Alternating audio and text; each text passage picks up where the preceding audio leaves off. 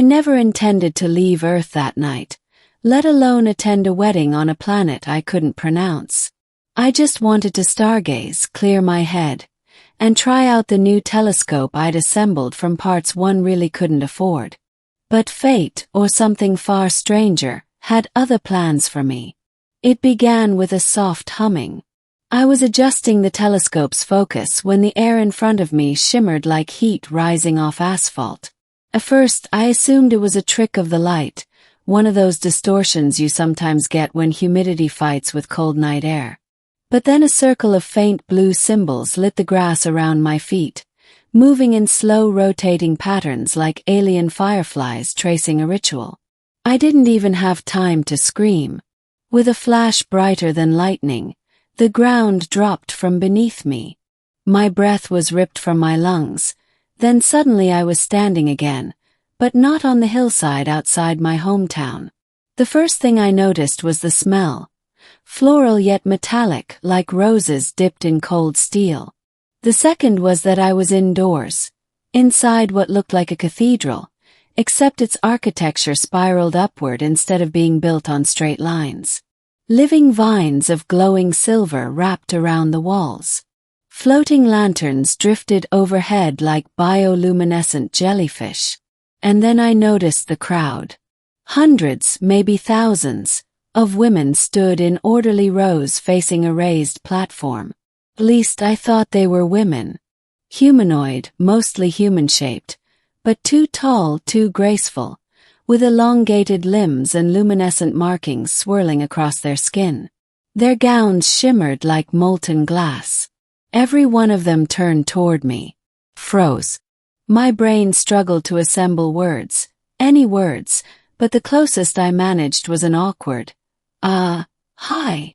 A ripple of whispers flowed through the crowd. Some eyes widened. Some faces softened with what looked like pity.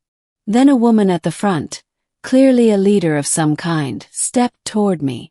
She wore a gown of spiraling white ribbons that hovered inches above her skin, as if gravity didn't apply to her. Her silver eyes flickered as she assessed me. "You are early," she said. "I am what? Early." The bride's companion should arrive only after the lunar bloom aligns with the vault. She glanced upward at a structure I had mistaken for a skylight, an enormous dome showing a swirling nebula of pink and gold. "Yet you appear before the alignment." "I think there's been a mistake," I said slowly. "I'm not a companion. I was just looking at the stars and—" A loud tone reverberated through the cathedral.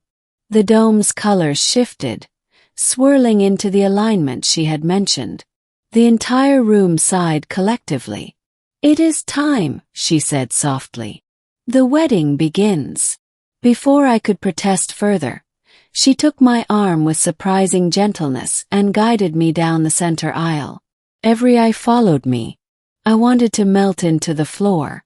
"Please," I whispered urgently. "I really don't belong here." "That is for the bride to decide," she replied. At the far end of the aisle, a platform blossomed from the floor like unfolding petals.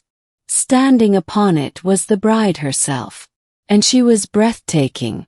Tall, radiant, her skin shimmering like moonlit marble. She wore a gown spun from strands of light that acted like fabric. Her hair, long and weightless, drifted as if underwater. Her eyes, pale violet, locked onto mine the moment I approached. The cathedral fell silent. "Is this him?" she asked, her voice melodic and layered, as though multiple tones harmonized within it. The leader bowed. "He arrived ahead of the omen, Your Grace, but the signs are unmistakable. He is the chosen off-world companion." Chosen companion. My brain screamed at me to run. "I'm not sure what any of this means," I said, my voice cracking. "I was teleported here by accident. I didn't choose anything." Laughter, gentle, amused, rolled through the room. The bride descended the steps with fluid grace. You carry the scent of your world, she said, circling me with curious eyes. The scent of chaos and longing. A fitting counterpart. I don't think I'm fit for anything right now, I stammered. What exactly is an off-world companion? He paused. Then, as if choosing her words carefully, she said, a symbol. A partner for one ceremonial day. A guest of honor representing the unseen realms. She touched her fingers to her lips, then to my forehead. The gesture sent a pleasant tingle down my spine. You will stand beside me as we unite the houses. Oh, I don't have to marry you. The bride blinked. No, that would be quite absurd. She gestured to the crowd of women. My people reproduce through ether weaving. Marriage for us is not about union of bodies, but union of purpose. Today I bind my house to another. You simply witness it. Relief washed over me so hard my knees nearly gave out. The ceremony began. Music unlike anything I'd heard filled the air.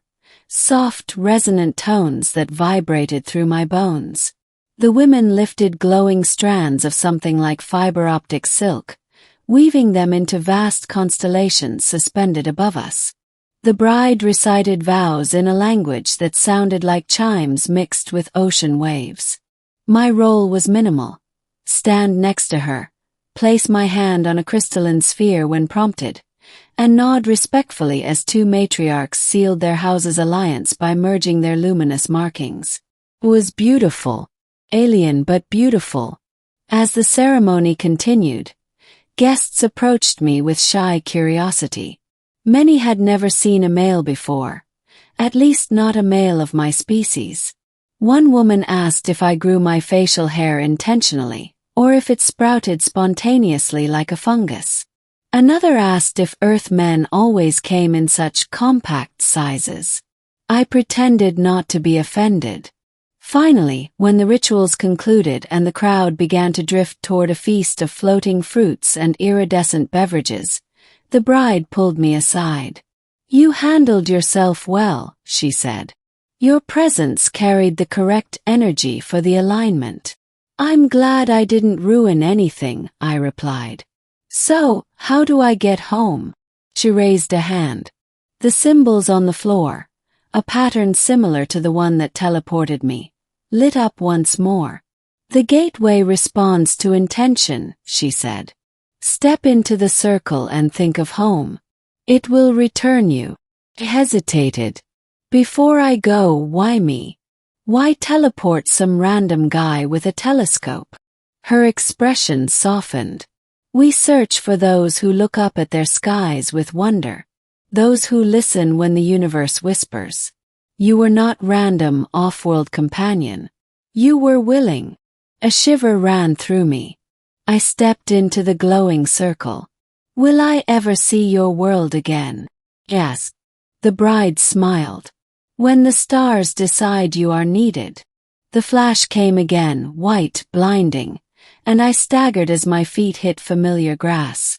My telescope still stood where I left it. The night sky looked ordinary again. No glowing symbols. No alien cathedral. No violet-eyed bride. Yet the scent lingered. Floral, metallic, unforgettable.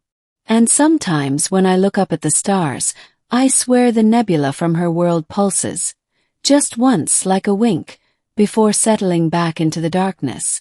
I don't know if the universe will ever whisper to me again, but if it does, I think I'll answer.